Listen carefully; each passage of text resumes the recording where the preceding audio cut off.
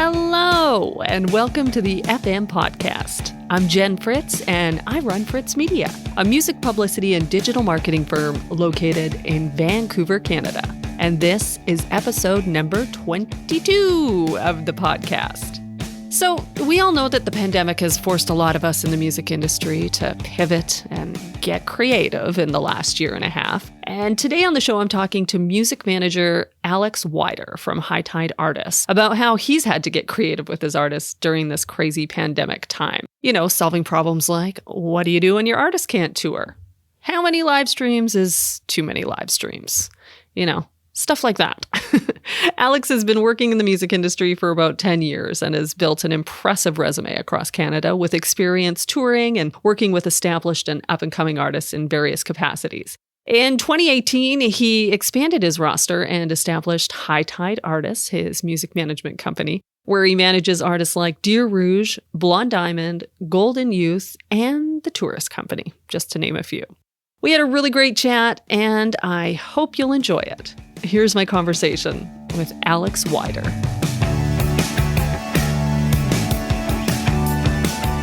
Well, hello, Alex. How are you doing today? I'm doing great, Jen. Thank you for having me. Well, thank you for coming on the show. I'm very grateful. You were just telling me that when I sent you the interview request that you actually thought it was for one of your artists and not for you. Yeah, well, because that's usually how my life goes. It's like interview request, and I'm like, which artist is it for? I got to sort out who they're trying to get a hold of. It's tough. I know. And then I said, well, Yeah. I didn't really specify in the subject line. I just said interview request. So that's true. You know, it's fair. I can understand how you didn't know it was for you. Yeah.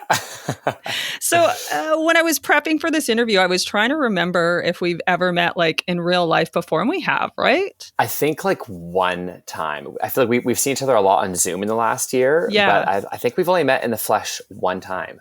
Really? Yeah. Like at a Music surprise. BC thing or something like that? That's definitely ringing a bell. Yes. That's my right. recollection as well. But I actually I knew you like not in real life, but I met you when you were running a music blog here in Vancouver. That is true. And I remember emailing with you extensively back in the early Vancouver Music Review days. Oh, Vancouver Music Review. That's what it was. I was trying to remember the name of it and I couldn't. Which is, I feel very old now when I say this. It was 10 years ago that we started that blog. Oh, God. I know. That's all right. I'm older than you. So, you know, you can feel good about that. That's something to feel good about. Oh, my gosh. So is that actually where you got your start in the music industry? Is that where it got started? Yeah, that was my lowly start in the industry. I was just like a big music fan in high school. Like I felt like majority of people didn't really care about artists as deeply as I did. And, you know, I would always want to be diving into all the things behind the scenes and getting to know the artist better and what inspired the records. And then when Charlotte and Jess started the Van Music Review, I straight up asked them, I was like, can I just join you guys? Like, this is like totally the kind of thing that I would want to be a part of. So yeah, that was 2011. I joined them and started writing and doing reviews and taking photos and that kind of thing, and didn't know anything about the industry, and got introduced to the music industry through that. And 2 years later was when Tourist Company asked me to manage them. Oh, cool. Yeah. So was it like, were you friends with those guys? Like, is that kind of we actually all worked together at a summer camp. Oh, I like this. Yeah. I know. That's where Tourist Company met, and that's where I met them. Legitimately, they asked me over ice cream one day on a day off. We were like out getting ice cream because I was friends with them, Taylor and Brett. I'd known them forever. We were like sitting outside, and I was like jokingly like, hey, maybe one day I could be like your PR person. Like, I know some people in press, and they're like, we actually were just wondering if you wanted to be our manager.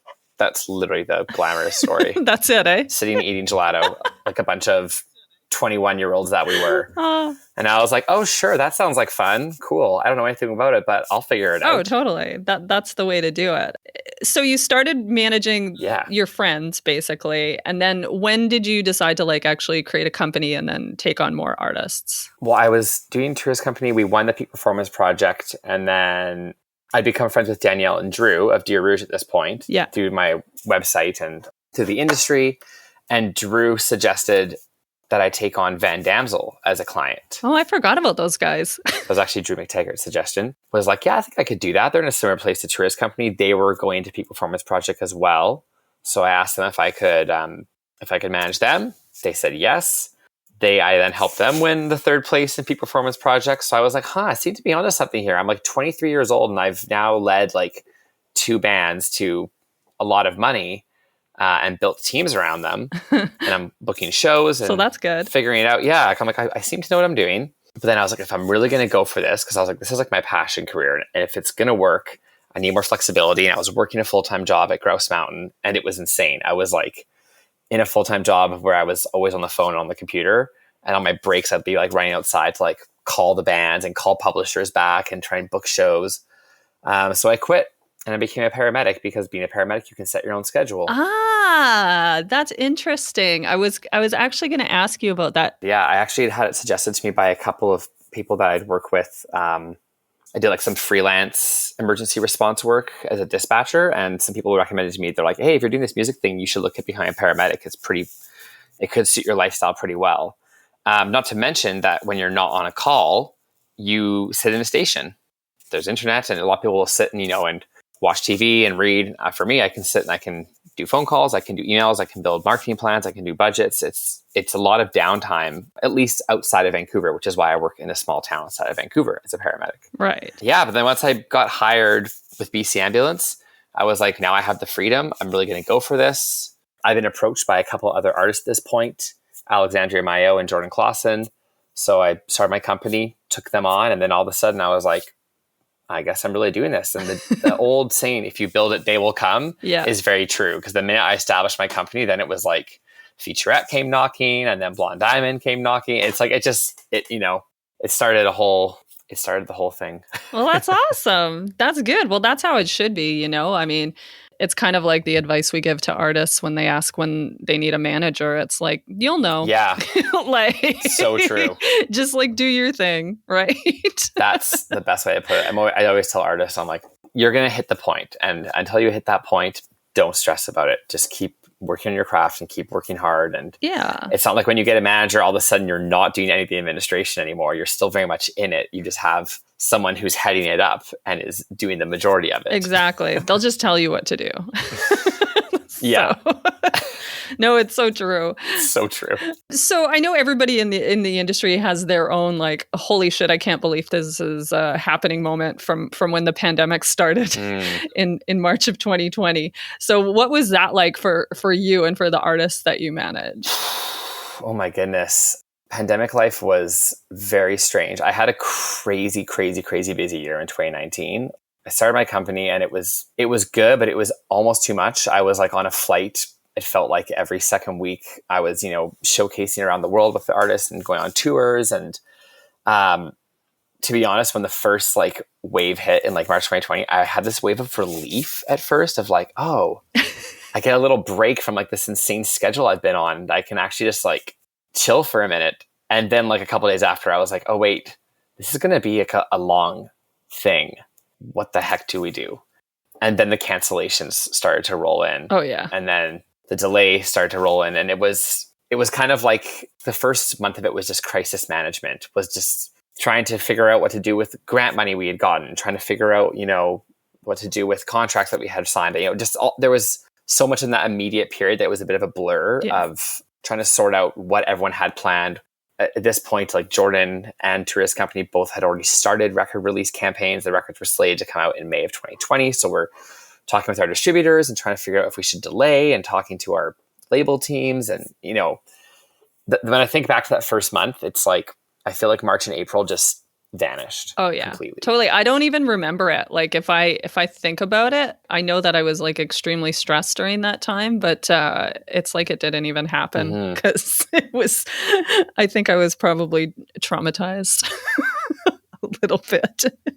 And for me, it was like, there was this compounding factor, the fact that at my day job as a paramedic, work became even more stressful. Oh God. I was very fortunate that like just before the pandemic, I had taken on an intern, a friend of mine named Colin McTavish, to kind of help me with some of the day-to-day administration. So thankful that I had that, because I was able to focus a bit more on my paramedic work and say to Colin, I'm going to need you to try and hold down a little bit more of the fort for the next month here while I get settled into new work routines and get settled into like all the new things that are happening on my day job side. And then I can kind of come back into this. And and resume my management work. Oh gosh, I didn't even think about that. That must have been so stressful working as a paramedic at that time. Yeah. Wow. Yeah. And then I think once the first like 2 months passed and we saw that like we weren't going to be heading for like, I mean, at that point, we're looking at what was happening in New York, what was happening in Italy. We're like, are we next? Is this what's going to be like for us? Yeah. And once we kind of saw that wasn't happening for us, the stress dissipated a fair amount. Yeah, totally. And I know, like with our clients, the biggest problem when COVID started was there was no touring. And so with no tour dates, it was like people were pushing their album releases. And that was the biggest thing for us. Like we had people just full up canceling or like saying, well, we're going to wait until next year. And so we were just like losing money left and right because it was like you had all of these things planned and then they weren't there anymore. Yeah. I'm sure that was one of the things that you had to go through. So what are some of the ideas that you came up with maybe to make up for the lack of touring with your artists? The first kind of things that I came up with personally, so for me, I was at a point, thankfully, that I was like, well, I'm working my day job as a paramedic. I was like, I don't feel like I need to pull as much out of my company to pay for flights and travel and all the things that go along with management work as much. So I slashed my commissions to all my artists for 6 months because I was just like, you guys are going to be heading into some harder financial times. I don't need this money as much as you need it. Oh, nice. So I'd rather you guys feel a little bit of relief on my end as a manager. So did that right away. There was the initial, like, I call it like the honeymoon phase of live streaming where we were like, we could totally do this live streaming thing. Like, let's make that a thing. And, so Jordan started doing live streams. Alexandra did a live stream. And then with Tourist Company, we got the idea for the record release because Taylor and Brennan couldn't even be together. We were like, why don't we do the first, like the night at like 9 p.m. when the record comes out, or like we'll do a live streamed listening party where like Brennan will be on Facebook Live and YouTube Live. And like artists, I mean, like they, can listen to it and Brennan's there to respond to questions as they're listening in real time. And then the next day we did Taylor playing the record solo just from the piano by itself. Yeah. So, we toyed around with the live stream thing versus just being like, how about virtual listening party as something different as well. Oh yeah. And that worked really well. We did the same thing with Jordan. And with Jordan, we actually got the producer and the engineer and Jordan to be like on a Zoom call together. So you could see both of them. And then you got kind of like studio background, Jordan's Intel. Yeah. So that was a fun, making it a bit more interactive versus just playing music, is being like, we can listen to music. You can ask questions about it. We can get some guests on here that were part of creating the music. So that was another thing we did. And then as things relaxed throughout 2020, we started to figure out other ways that we could be active that didn't involve a live stream. Yeah. Because I feel like live streaming was a good thing at the beginning when people were very much just in their homes and there was a lot more free time. But as things eased up a little bit and we found that, people had routines and some structures and they weren't always sitting around their computers, we were like, what can we do that will be engaging? So for Jordan's album release, we ended up getting the idea that we were actually able to do a couple of very, very small socially distanced shows. Yeah. And the last one, we filmed it fully. And then instead of doing it as like a ticketed thing with a barrier to access, I was like, I think about me as a music fan, the easiest thing is just being able to go at your own leisure and watch the show. So we just promoted that like on this date, the full live concert would be on YouTube, and then promoted heavily that there was a digital tip jar option along with it. So rather than being like the ticket to get to it, it was like, go watch it. The whole thing is there. There's a link in the description if you want to donate to Jordan. On his social media, it was all over there. And we actually made a fair bit of money from it. I was going to ask what you made. Yeah, it actually was way more than we expected. And oh, that's awesome. That was part of that like fun trial and error period, was like, see what works. Like, does the ticketed thing work? Does the specific day and time work? Does a YouTube video with no barrier to access work? But, encourage people to give the money at their own free will. We tried it all. Well, that's what you got to do. I mean, it's so funny you talk about it at the beginning when everybody was like, live streaming will save us, because now I can tell you nobody cares about live streams. Yeah. Like, no, we are so over the live stream thing. I was going to say the other thing was, each of my artists, I said to them, I'm like, you guys know what your brand is and what your audience is and what your art is. If a live stream makes sense for you, then do it. And if it doesn't make sense for you, then don't stress about it. Yeah. For featurette are like a big flashing F light that they bring on stage with them. and, heavy electronic beats. And I'm like, this is not going to translate into a live stream. No. So just don't worry about it. Like, be active in other ways. And then they end up making a beautiful music video and really diving into their songwriting. And I'm like, that's great. That's going to benefit you in the future as well. And we don't need to stress about having missed out on a small opportunity. No, totally. That's the best way to do it. So how many artists are you managing right now? So currently I am managing 8. Oh. And I say 8 as in like I have contracts with 8. And then I always say that there's always like more waiting in the wings. Like I'm helping a couple of other artists right now. Yeah. And one of them I'm pretty sure I will end up managing within the next year if some of the things that I'm helping them with start to take off. Mm-hmm. I always joke with people that management is very similar to like dating and marriage in that you don't like walk up to a band that you like and just jump into marriage. Yeah. Like you date, you start working together, you see if you're liking each other. And if it starts to working together, you get engaged. So, you do a little short-term contract or you try a release together. And then if that's going great, then you can sign the papers. Yeah. No, that's the best way. I mean, relationships are so important in this industry. And I say that with artists that are looking for publicists too. Like that's a really important relationship. I think it's like any relationship. You have to make sure that, you gel with that person and you work well together, right? So yeah. 100%. You might have to have a little date with me or another publicist as well. Just try out a release, see how it goes. And then we can do something else. Yeah, exactly. So we're actually working together for the first time PR-wise. I know we've done some digital marketing work for some of your artists, but PR-wise, we're working on Blonde Diamond's new single, which is coming out really soon. Mm-hmm. Are there any creative ideas that you're going to try out for that single? That I know that we actually got her on TikTok for the first time, which is a big deal. But yeah, no, totally. I feel like with this Blonde Diamond single, we're kind of doing it all. I am so excited for this album cycle for Blonde Diamond because I feel like maybe a lot of people, maybe some of your listeners will agree with me that Youngblood and Blonde Diamond have been around for a long time. Yeah. And everyone knows who they are. And a lot of people have seen them live. And I feel like everyone's just kind of like, we've all been waiting for like the record and the big songs. And I'm like, we have them. Amazing. And so I feel like a duty to the songs and the record as much as my artists as well, that I'm like, we need to do this properly. And so like you said, we're getting on TikTok, and that's a funny thing you bring that up because a lot of my artists are like stressed. They're like, I'm not on TikTok. And I'm like, if it's not you, don't do it. Alexis, her like first TikTok that she did, I was like, oh my God, honey, you are perfect for this. Like she's just all about, being sassy and funny and chatty. And she's got all the pictures and the band stories. And I was like, this will be great.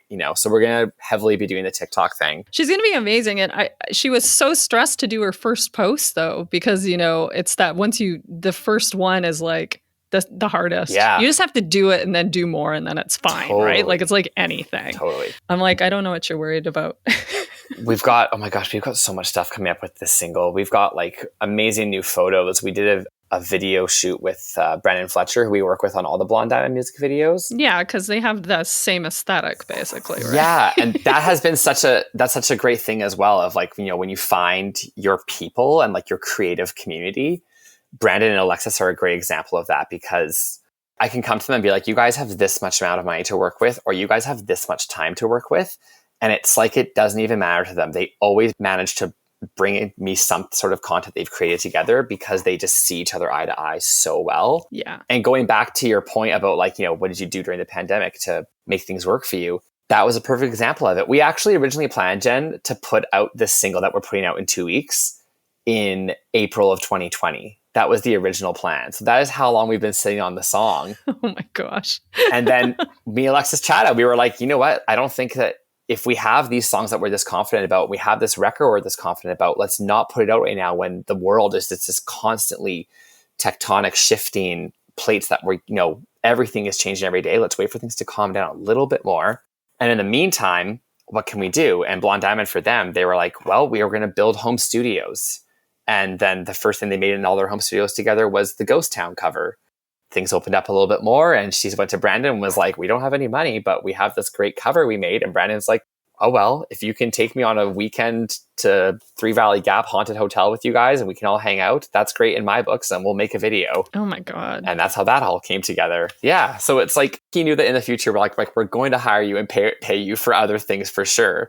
And he's like, absolutely. In the meantime, let's go make some fun art and let's hang out for a couple days because we haven't gotten to in so long. Oh, that's awesome.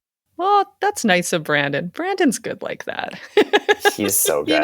Highly recommend him to anybody who needs visual content. He is just genius. And the new video is incredible too. I'm like, I'm so excited. I'm excited for everyone to see it. It's coming out in 2 weeks, everyone. So hold your horses. Or 3. Is it 3? Because it's what, November 20th? The video is going to be in 3. Yeah. The song comes out on November 19th, and the video will be the week after that. There we go. It's all coming together, everyone. Okay, so we kind of touched on this a little bit already, but and I have asked this question on the show before, but I do like to ask it whenever I'm interviewing an artist manager, and that is, when is the right time for an artist to worry about getting a manager? And we did kind of touch on this, but this is a question artists ask all the time. So what is your stock answer for that? Well, I don't have a stock answer for it because I feel like there is no right answer. That's part of it. It's going to happen naturally. It's one of the only things I feel like if you force it to happen sooner than it should happen, it usually doesn't end up well. I always say to artists, like I just met with a young band recently, and I said to them, I'm like, just get into your community, get involved, start building your team. And, in those early days when artists are really, really in the building phase, I'm like, you don't need us. Because the big thing I always remind people is I'm like, managers may be like part of everything you do and you may be super close to them. You may love hanging out with them, but they're also paid. Like we take a portion of your income. And I say to young bands, I'm like, you don't need to give that up. Like keep a hold of that money. You need that money. Yeah. So when you grow to a point that you feel like, you've started to build a team and you've got people working with you, the money that the band is making is able to pay for what the band is doing. That's usually one of the first markers that you're ready for a manager. If you are still, the band members are still putting everything in themselves to make everything happen, I'm like, you don't need a manager. No. Like there's still some building to do until you've gotten a consistent cash flow happening. You don't really need to involve someone who's going to be taking a commission of what the band makes. No. So that's that's a good marker, I say, for sure to hit. But then other than that, I say it's like, it kind of goes along with the idea that if you've started to build a team and you've started to got people working for you, these people are going to start to naturally emerge that, maybe you met a manager at a conference you were at and you really click with them and they really like your music. And again, you start that dating period. Yeah. So it's like saying to someone, it's like, when's the right time to get married? It's like, there is no right answer. When you meet the person though, and you start to date and you're like, I like this person. I want to spend more time with them. You want to get engaged. It's like, it's always a very easy. Similar answer. The analogy works again. Yeah. Well, I think that, as long as if you work on your own career, the people will come is what I always say. Like you do all the work, you keep going, you're going to get to a level where you're going to need help, but hopefully there will be people around you to help you at that point. Exactly. And you can figure out who you want to work with. So I know artists get hung up on that one though. They think they need managers when they don't. It's so weird. I mean, and I do sympathize a great deal because I think there is something, it's not so much about the manager. It's more about for the artist. I definitely feel that like there's something really assuring when it's like, I've got this person who is like fully in with me on every aspect of my career. Because I've said about this in another interview before. I said, your manager is one of the only people on your team that is going to talk to every single person on your team and every single band member as well. Yeah. So it's like, in a way, you almost become a de facto band member sometimes because you're so involved in every aspect. Yeah. And for an artist, that's just like such a nice mental feeling to be like, this person that I'm working with knows this person and knows my struggles with this person on our team and knows the relationship between me and this person in the band. Like they get it. Yeah. They're here to work with me on all of that. Yeah. It's a partnership, right? And it's also someone to talk to other than your band. Totally. About all of your problems. Yeah. Because you're kind of a therapist as well. I know a lot of artist managers and artist managers we wear every hat, every single hat imaginable, including therapists. It's okay. I'm a therapist to some of my clients too. So it comes with the territory. And also we're in a pandemic. Things are hard. Totally. That's how it is. I know. I think everybody is a therapist to everybody right now. That's what the pandemic has done to us. We're just hanging on. We're just trying to get by. Okay, so now I think it's probably a good time for us to head on over to our fresh content segment. Every week on the show, we discuss our favorite piece of music content for the week, and we always like to start with the guest. So, Alex, okay, what do you got for us? Well, fresh content. I've got 2 takes for you on this one, Jen. Okay. I'm obviously going to plug one of my own artists. Yes. But I do also want to broaden my horizons beyond what I'm dealing with every single day. So my own artist plug for fresh content is going to be the new Golden Youth record, which is coming out. Today is the 2nd, so it'll be out on this Friday. But there is a track on this Golden Youth record called Blush. And it's funny, I had dinner with Louise Burns, who plays bass in Golden Youth. We had dinner a couple weeks ago, and we were talking about what was the last song that gave you goosebumps. And I was like, I'm not trying to pump your guys' tires, Louise, but honestly, it was Blush. Amazing. Full on, gave me goosebumps the first time I heard it. It's just this building, gorgeous, shoegazy, ambient track with Louise Burns laying down you'd think she's Stevie Nicks with, I'm out of words to describe it already. I'm like, amazing. If you're listening to this, the record is probably going to be out by the time you listen to this. So go to the Golden Youth record. It's called Dream Baby, and listen to Blush because it is just stunning. Awesome. And what else? My fresh content of what I'm just enjoying as a music fan. This is one of the best things about working in the music industry is you get to meet other bands as you go through your career. And I had the privilege of touring with a band called Elevator a couple of years ago, based out of Hamilton. They were opening for us on the Dear Rouge tour back in 2018. Live show, mind-blowingly good. As people, love them. And they just started releasing new music recently, and they just put out a song called Charlie I.O. Mm-hmm. I'm in love with it. It is so beautiful. Nabby is an incredible lyricist and an incredible vocalist, but the best part about it is that they made a music video for it that is a homage to Vanessa Carlton's 1,000 Miles. What? And it's just perfect. I know, which is funny because the songs are not that similar really. Vanessa Carlton's is quite upbeat and happy and nostalgic, and Charlie I.O. is a very serious and contemplative song. But then they made this music video for it that is paying direct homage to 1,000 Miles, and I just love it. Oh my gosh. Amazing. With what is she in the back of a pickup truck like that? Is that? It's Nabby is playing her piano and driving through Hamilton, and they're doing different it is literally exactly the same in some ways as Vanessa Carlton. And they were blunt about it in the press release and in their post. They were we're paying homage to one of our favorites of all time. Amazing. It's a great video. Yeah. I love that. Thank you. Totally. You're welcome. I know you're going to go watch after this and you're going to be this is incredible. Oh, I totally am. I'm going to listen to both of those things right after we're done. Okay, so my fresh content for the week is the new Velvet Underground documentary, which is directed by Todd Haynes. Oh. It's streaming now on Apple Plus. Okay. I really liked it because it's kind of reads more as a visual time capsule, less like a traditional music documentary. And I think that's mainly because obviously it's Todd Haynes directing it. So, yeah. That's one thing. But they don't use any concert footage. I'm assuming because they couldn't get access to it. I don't know why they don't have any concert footage. Yeah. But what they do have is all of the archival footage from that time, including all of the Super 8 stuff that Andy Warhol shot. Oh, wow. So, and he just kind of tells the story. It's almost like a film. Huh. It makes you feel like you were part of that super cool art scene at the time. I'm definitely going to have to watch this. It's amazing. Anyway, I highly recommend it. It's called The Velvet Underground, and it's on Apple TV Plus. Love it. Streaming now. I'm looking it up right now as we speak. Do it. Okay. Thank you so much for joining me today, no problem. Alex. Is there anything else that you want to plug before we say goodbye? I don't think so. I'm just grateful to be here, and you've done it all. I've already done all the plug I need to do for for this time at least. Yeah, exactly. All right, cool. Well, have a good rest of your day. And thank you so much for hanging out with me for a little while. Thanks, Jen. That was such a great conversation. I really hope you enjoyed it and want to say thanks again to Alex for coming on the show today. Thanks so much for listening to the FM podcast. If you like the show, please tell your friends and make sure you take the time to give us a rating and review in Apple Podcasts.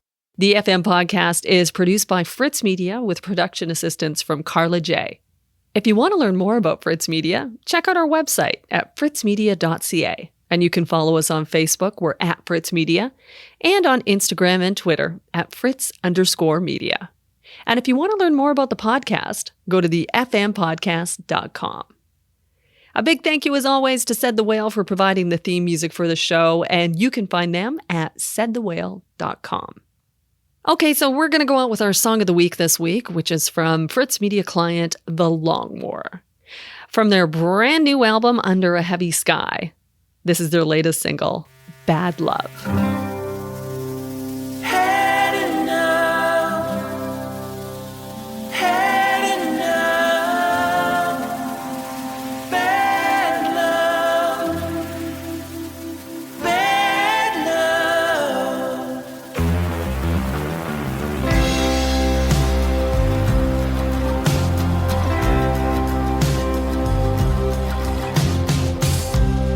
Your delusional